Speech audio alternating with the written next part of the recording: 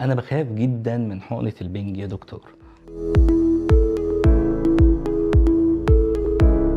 أنا عايز أكلمك عن حقنة البنج العادية، وليه هي ممكن تكون مؤلمة. الحقنة لمّا الألم عن طريق حقنة البنج بيكون عن طريق الinsertion بتاع الneedle، يعني دخلة الإبرة، ودي أعتقد إنها أقل حاجة ألمًا. ولمّا بيبدأ يضغط الدكتور، فيبدأ المحلول ده يدخل ويباعد الtissue دي أو الأنسجة، فيبدأ هنا يحصل عملية الألم. عشان كده الdigital anesthesia حلِّت كتير المشكلة دي، إن السن بتاعها لمّا يكون pain free ويكون واخد بنج موضعي، أنت ما بتحسش أبدًا بالinsertion أو الدخلة.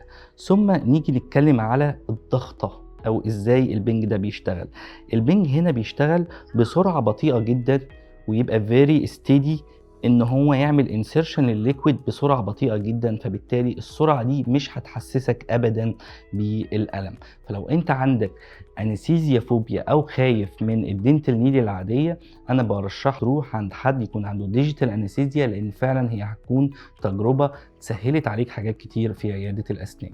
استنونا دايمًا في معلومات طبية جديدة مع كلينتر.